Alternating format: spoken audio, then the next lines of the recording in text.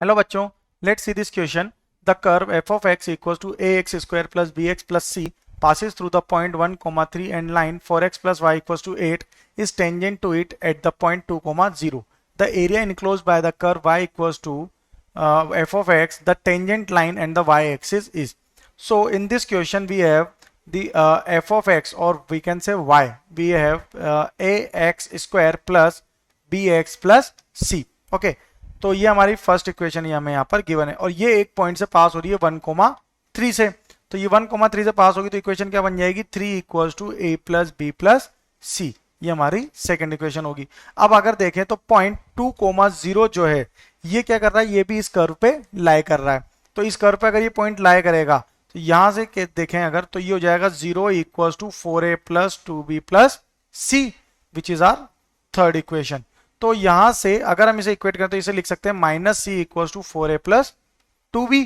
ठीक है, अब ये जो सेकंड इक्वेशन है that is 3 equals to a plus b plus c. ठीक है, ये हमारी सेकंड इक्वेशन है। तो इसको यहां से इक्वेट करें अगर तो इसे लिख सकते हैं 3 equals to a plus b minus c को क्या लिखेंगे यहाँ पे minus of 4a minus 2b minus 4a minus 2b। तो ये वैल्यू क्या हो जाएगी b equals to 3 times of 1 minus a। Okay, 3 times of 1 minus a, ये हमारी क्या होगी यहाँ पे फिफ्थ इक्वेशन। ये हो जाएगा इस तरह से। तो ये हमारी फोर्थ पार्ट है और ये हमारा फिफ्थ जो है इक्वेशन होगी।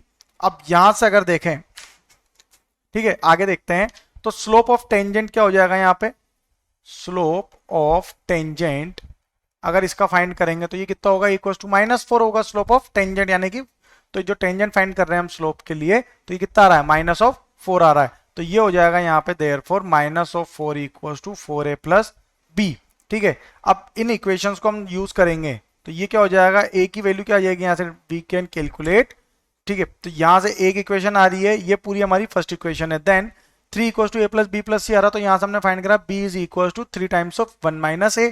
और यहाँ से अगर हम देखें तो इस सेकंड इक्वेशन और ये थर्ड इक्वेशन है, इन दोनों को भी यूज कर सकते हैं।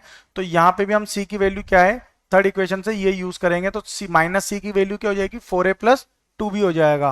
तो यहाँ से अगर ये 4a प्लस 2b हो रहा है तो यहाँ पे जो a की वैल्यू आएगी वो a क्या हो जाएगा इक्वल्स टू -1 और b क्या हो जाएगा equals to 0 and c equals to 4 होगा। तो इस वे में अगर हम इसका एरिया फाइंड करेंगे तो एरिया क्या हो जाएगा integration 0 to 2 minus x square plus 4 into D x is equals to, इसका इंटीग्रेशन होगा a equals to 8 minus 8 by 3 plus 8। Okay, तो इसे सिंप्लीफाई करते हैं यहाँ से तो ये कितना जाएगा 8 प्लस 8 बाई 3 माइनस 8 से 8 कैंसिल आउट हो जाएगा। तो फाइनली वैल्यू क्या बचेगी, ओनली 8 बाई 3 बचेगी। इसकी वैल्यू कितनी आ जाएगी, ओनली 8 बाई 3 आ जाएगी। ठीक है, तो इसका एरिया कितना हो गया, एरिया आ जाएगा इसका 8 by 3 square unit, which is our final answer. Best of luck.